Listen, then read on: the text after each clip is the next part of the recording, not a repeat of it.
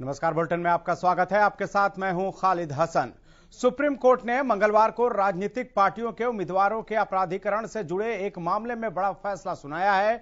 इसके तहत अब सभी राजनीतिक पार्टियों को उम्मीदवार के ऐलान के 48 घंटे के भीतर मुकदमों की जानकारी जारी करनी होगी। सुप्रीम कोर्ट ने निर्देश दिया है कि सांसदों और विधायकों के खिलाफ कोई आपराधिक मामला संबंधित हाईकोर्ट की मंजूरी के बगैर वापस नहीं लिया जा सकता है। शीर्ष अदालत के इस फैसले का उद्देश्य राजनीति में अपराधीकरण को कम करना है। Justice R.F.. नरीमन और बी.आर. गवई की पीठ ने इस संबंध में अपने 13 फरवरी 2020 के फैसले में निर्देश को संशोधित किया है। गौरतलब है कि फरवरी 2020 के फैसले में सुप्रीम कोर्ट ने सभी राजनीतिक पार्टियों को आदेश दिया था कि उम्मीदवारों के चयन के 48 घंटों के भीतर या नामांकन दाखिल करने की पहली तारीख से कम 2 सप्ताह पहले उनका विवरण प्रकाशित करना होगा। लेकिन आज के फैसले में सुप्रीम कोर्ट ने स्पष्ट कर दिया है कि राजनीतिक पार्टियों को उम्मीदवारों के ऐलान के 48 घंटे के भीतर मुकदमों की जानकारी देनी होगी।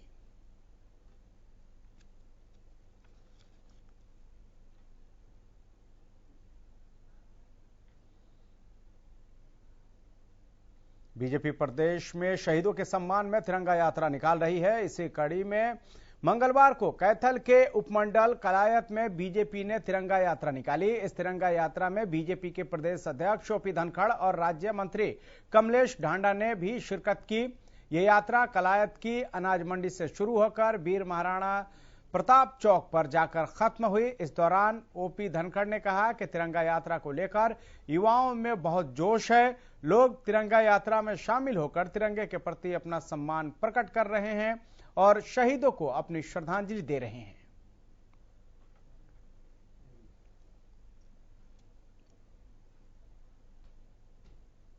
किसान और जवान, पगड़ी वाला किसान और काले बालों वाला जवान ये यात्रा में इतनी भारी संख्या में उमड़ रहा है कि जो यात्रा के प्रति ऐसा भाव उत्पन्न हुआ है कि वास्तव में इस तिरंगा यात्रा ने लोगों के दिलों को छुआ।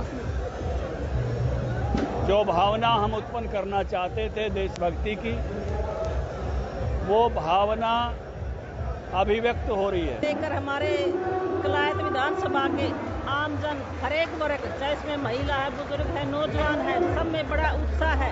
तिरंगा हाथ में लेकर जो शहीदों के मान सम्मान के लिए जो ये तिरंगा यात्रा निकाली गई है, इसको लेकर आज कलायत विधानसभा के हर एक वर्ग में, हर एक व्यक्ति में, आमजन में इतना उत्साह है। जैसे मैंने फोन पे पूछा, गांव से फोन आया तो कहने लगे जी इस यात्रा को लेकर गाँव में खुशी का माहौल है। मामले के विरोध में प्रदेश के कई हिस्सों में छात्र सड़कों पर उतरे और जमकर प्रदर्शन किया। फतेहाबाद, उचाना और झज्जर की तस्वीरें आपको दिखा रहे हैं। फतेहाबाद में भारी संख्या में छात्र इकट्ठा होकर लघु सचिवालय पहुंचे और एसडीएम कुलभूषण बंसल को सीएम के नाम ज्ञापन सौंपा। उचाना में भी छात्रों ने एसडीएम राजेश कौत को मुख्यमंत्री के नाम ज्ञापन दिया। तो वहीं झज्जर में भी छात्रों ने भारी संख्या में रोहतक रोड से लेकर जिला सचिवालय तक अपना रोष मार्च निकाला और नायब तहसीलदार को जिला उपायुक्त के नाम ज्ञापन सौंपा। तो कांस्टेबल भर्ती में पेपर लीक होने से छात्र नाराज हैं और इसी को लेकर फतेहाबाद, उचाना और झज्जर में किसानों ने रोष व्यक्त किया और ज्ञापन सौंपा। जनवरी 2021 के अंदर ग्राम सचिव का पेपर हुआ 8-9 जनवरी के, वो भी लीक के कारण सरकार उसको 2 दिन के बाद कैंसिल कर देती है। और एक मामला अब आपको देखने को मिल रहा है अगस्त के अंदर, 7-8 अगस्त, उसके दौरान हरियाणा पुलिस का पेपर हुआ, वो भी लीक के कारण 200 रुपये के अंदर की बिक्री है। मैं आप मुझे 200 रुपये दो, मैं आपके पास व्हाट्सएप करूंगा कि सरकार ये कह रही है कि भाई न तो पर्ची से निकल होगी और न खर्ची से, न किसी का पैसा लगेगा, सब मेहनत करोड़ भर्ती होंगे। तो मेहनत सर कहाँ से करेंगे जब तक पेपर लीक होंगे। पेपर लीक हो रहे हैं, इसमें बड़े अधिकारियों का ही हाथ है, क्यों जनता का तो हाथ है नहीं। तो हम चाहते हैं कि इंडी जो भी बड़े अधिकारी हैं इनको पकड़वाया जाए, क्योंकि बच्चे बहुत सालों से मेहनत कर रहे हैं, इसलिए हम आए हैं। का मतलब टारगेट क्या है? टारगेट इनको पेपर लेना है या नहीं लेना है? या सीधा इनका टारगेट ये है कि लोगों को बेवकूफ़ बनाए? सीधा मतलब इनका ये टारगेट 2024 में जो इलेक्शन होंगे उनके बाद सीधा एग्जाम लेना हो, मतलब उसी टाइम में भर्ती करने हैं। ये बार बार करने मतलब हमको डिमोटिवेट कर रहे हैं। बार बार एग्जाम लेते हैं फिर लीक कर देते हैं। इनसे होता क्या है? हम ये सोचते हैं कि पेपर कब होगा, तैयारी करते रहते हैं, कब तक करते रहें तैयारी? एक तो मतलब हाँ, एज भी तो हमारी एज तो जा रही है, एज तो नहीं रुक रही ना। ये एज का हरियाणा में सिपाही भर्ती परीक्षा पेपर के लीक होने का मामला तूल पकड़ता जा रहा है। पेपर लीक होने के बाद परीक्षा को रद्द कर दिया गया है। वहीं एग्जाम रद्द होने से छात्र भी बेहद नाराज हैं। करनाल में छात्रों ने इसके विरोध में जबरदस्त प्रदर्शन किया और सरकार के नाम प्रशासनिक अधिकारियों को ज्ञापन सौंपा। उधर प्रदर्शनकारी छात्रों ने मांग की कि इसमें शामिल लोगों को जल्द से जल्द पकड़ा जाए और जल्द से जल्द नए पेपर की तारीख घोषित की जाए।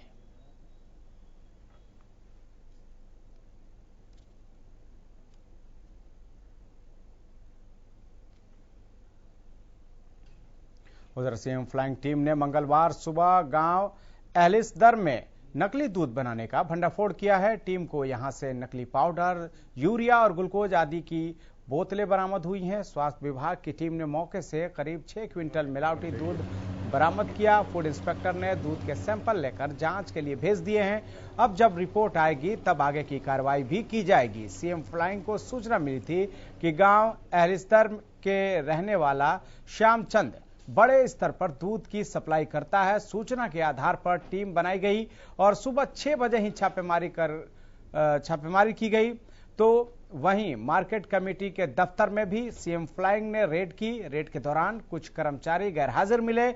सीएम फ्लाइंग की छापेमारी पर मार्केट कमेटी में हड़कंप मच गया। ये दूध की शिकायत आई थी गुप्त रूप से, तो इस पर हमने टीम बनाई और टीम बना जिसमें मन SI Randhir Singh, ASI Sushil Kumar, SC Anil और एएसआई विपिन सिंह और FSO food safety officer Shri Surendra Singh Punia ji और लोकल पुलिस साथ मिलकर वहाँ गांव एहलिसदर के अंदर गए और वहाँ पर रेड की। रेड के दौरान हमने दूध मिला है और पाउडर मिला है, ग्लूकोज मिला है। ये ऐसी चीज़ें मिली हैं जो कि इसके दूध के अंदर मिलाने वाली होती हैं। उसके बाद सैंपल लिए गए, 6 सैंपल लिए गए हैं और आगामी कार्रवाई उसके खिलाफ मुकदमा दर्ज करने की। इधर गोहाना में ट्रेड यूनियनों के आह्वान पर हरियाणा रोडवेज वर्कर यूनियन के इंटेक रोडवेज कर्मचारियों ने बस डिपो पर भारत बचाओ अभियान के तहत प्रदर्शन किया। इस दौरान केंद्र सरकार की कर्मचारी, किसान और मजदूर विरोधी नीतियों के खिलाफ प्रदर्शन किया गया। साथ ही रोडवेज के कर्मचारियों ने तीनों कृषि कानूनों को भी वापस लेने की मांग की। कर्मचारी नेताओं ने कहा कि केंद्र और प्रदेश सरकार अपनी हठधर्मिता पर अड़ी हुई है। उन्होंने कहा कि सरकार को किसानों और मजदूरों के बारे में सोचना चाहिए। उन्होंने कहा कि हम सरकार की दमनकारी नीतियों का विरोध करते रहेंगे।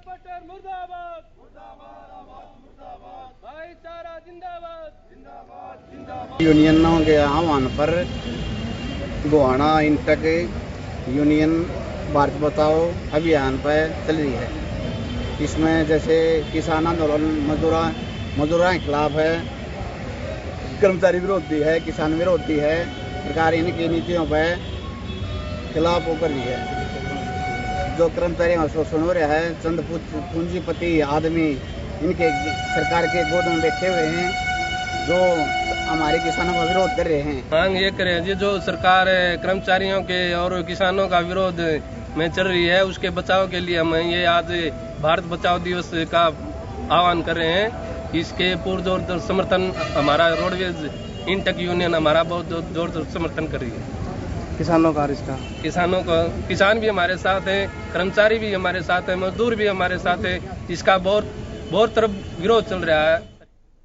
इधर मंगलवार को दक्षिण हरियाणा बिजली वितरण निगम फरीदाबाद सर्कल के अधीन आने वाली सभी सब डिवीजनों पर बिजली कर्मचारियों ने रोष प्रदर्शन किया। Haryana state electricity board workers union के आह्वान पर घोषित कार्यक्रमों को लेकर यूनियन के बैनर तले बिजली अधिनियम बिल 2021 के विरोध में प्रदेश सरकार के खिलाफ नारेबाजी की गई। इस दौरान बिजली कर्मचारियों ने अपना रोष जाहिर करते हुए जोरदार प्रदर्शन और नारेबाजी की। बिजली कर्मचारियों ने कहा कि अगर सरकार ने इस बिल को पारित किया तो भविष्य में इसके गंभीर दुष्परिणाम देखने को मिलेंगे। इसमें आगामी समय में निजीकरण को बढ़ावा मिलेगा और प्रदेश के युवाओं में रोजगार के अवसर खत्म होंगे। इसी के खिलाफ प्रदेश के सभी सर्कलों पर HSEB वर्कर्स यूनियन ने अपना विरोध प्रदर्शन किया।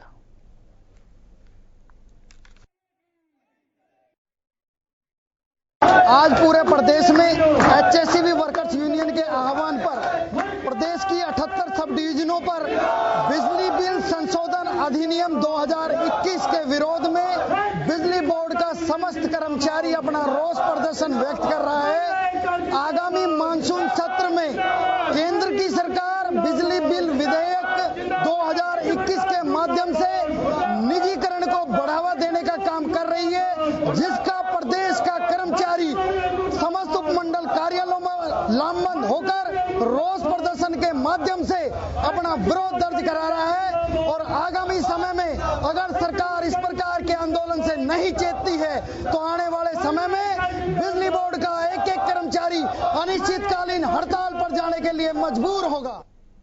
नगल चौधरी के गांव मुसनोता में मंगलवार को खनन लीज की जन सुनवाई होनी थी, लेकिन इससे पहले ही ग्रामीणों ने खनन संचालन कंपनी द्वारा लगाए गए टेंट को उखाड़ फेंका।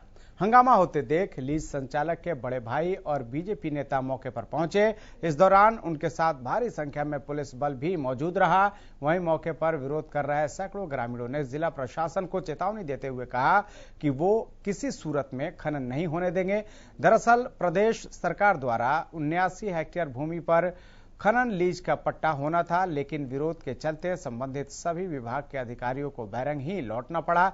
ग्रामीणों के हंगामे के चलते डीसी ने भी अपना दौरा रद्द कर दिया।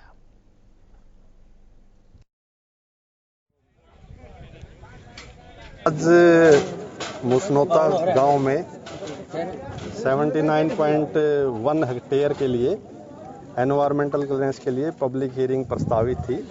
पूरा प्रशासन उनके सामने उपस्थित था और उनको बहुत भली भांति ये समझाया गया कि जो भी जिसके विचार हैं, ऑब्जेक्शन है या कोई सजेशंस हैं या कोई व्यूज़ हैं, वो ऑब्जेक्शन, व्यूज़, सजेशंस, किसी भी तरह की शंका वो बेझिझक यहाँ पे रिकॉर्ड करवा सकता था। लेकिन ग्रामीणों ने इस पब्लिक हियरिंग को आज यहाँ होने नहीं दिया। नजदीक घर है, नजदीक ही बिल्कुल माइंस से करीबन 500 मीटर दूर, और यहाँ गौचर भूमि है। शुरू से हमारे गांव की भी पशु चरते हैं। इस माइंस के अंदर नहीं तो कोई रास्ता है। इसमें पहले हमारे विधायक साहब 200 मतलब हेक्टेयर है कि 200 किला, इसमें सोलर प्लांट लगना था। फॉरेस्ट डिपार्टमेंट ने रिजेक्ट कर दिया, नहीं तो गांव को।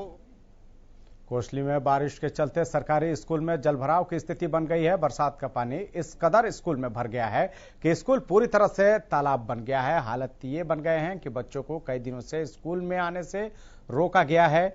बीजेपी विधायक लक्ष्मण ने अधिकारियों के साथ बदहाल स्कूल का जायजा लिया और मौके पर ही जल्द पानी निकासी के निर्देश दिए। गौरतलब है कि कोसली में 23 अगस्त को तेज बरसात हुई थी। स्कूल से पंप लगाकर पानी निकाला ही जा रहा था कि इस बीच 29 तारीख को हुई बारिश ने स्कूल को फिर से पानी से लबालब भर दिया।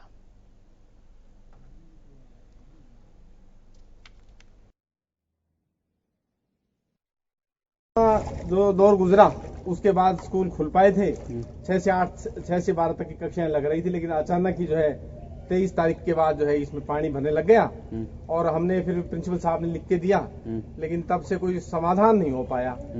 एक इंजन लगाया था, उसके बाद उसकी वजह से दोबारा से फिर उसमें पानी एंटर करने लग गया और आज आप देख पा रहे हैं किस तरह स्कूल में बहुत बुरा हाल है। और हमने आपको खुद भी दिखाया था कि यहाँ सांप भी जो है ना घूम रहे हैं और जहरीले जीव हैं।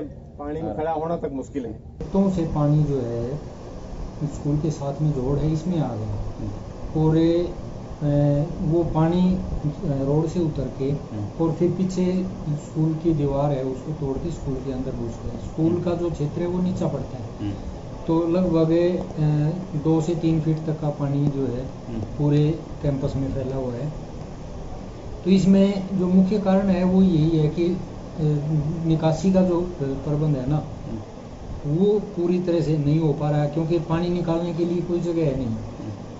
तो अब एक पंप लगाया हुआ है स्कूल में तो इससे पानी निकल रहा है, लेकिन पीछे से रिसाव होके फिर उतना ही पानी आ जाता है। पे सारा प्रशासन खड़ा है और सब प्रबंध में जुटे हुए हैं और कोई भी समस्या आएगी तो उसका निवारण करेंगे, क्योंकि बारिश इस बार या तो 77 में हुई थी या 96 में, और इस बार तो उससे भी ज्यादा रिकॉर्ड तोड़ दिया। तो प्रकृति के सामने क्या पार पड़ सकती है, लेकिन प्रशासन सब लगे हुए हैं, गांव के लोग भी सब सहयोग कर रहे हैं, तो जल्दी पानी निकल जाए। और यहीं की हालत नहीं बल्कि पूरे इलाके में ही पानी भरा खड़ा है। एक जगह की नहीं है समस्या, एक जगह की हो तो सारा जुट के खाली कर देते, लेकिन ये तो सारे ही इलाके में पानी इस बार भरा पड़ा है, फसलें भी खराब हुई है। उधर कुंडली थाना क्षेत्र के एक गांव में 2 नाबालिग बहनों के साथ पहले सामूहिक दुष्कर्म किया गया और फिर उनको फसलों में छिड़काव करने वाला कीटनाशक जबरन पिला दिया गया। हालात बिगड़ने पर दोनों पीड़िताओं को दिल्ली के अस्पताल में भर्ती कराया गया, जहां उपचार के दौरान उनकी मौत हो गई। परिवार के लोगों ने पुलिस को मामले की सूचना दी। शक होने पर पुलिस ने पोस्टमार्टम कराया तो सामूहिक दुष्कर्म के बाद कीटनाशक के प्रभाव से मौत होने की बात सामने आई। परिवार ने 4 लोगों के खिलाफ दुष्कर्म और हत्या की शिकायत दर्ज कराई। साथ ही ये भी बताया कि आरोपियों ने परिवार को किसी को कुछ बताए जाने पर हत्या की चेतावनी दी थी।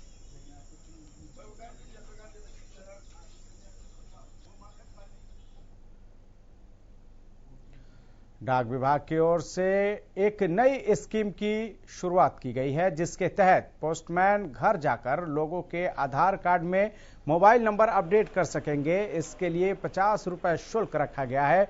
वहीं इस स्कीम से आम जनता को अब शहर जाकर लाइन में नहीं लगना पड़ेगा। अंबाला डाक विभाग के हेड पोस्टमास्टर हरीश कुमार ने जानकारी देते हुए बताया कि डाक विभाग की ओर से एक नई स्कीम शुरू की गई है, जिसके तहत अब पोस्टमैन घर घर जाकर लोगों के आधार कार्ड में मोबाइल नंबर अपडेट करेगा। सभी पोस्टमैन के मोबाइल में डिवाइस उपलब्ध करवा दिया गया है। जो पोस्टमैन जिन इलाकों में जाता है वो घर घर जाकर लोगों से संपर्क करेगा और वहीं मोबाइल नंबर आधार कार्ड से अपडेट करेगा।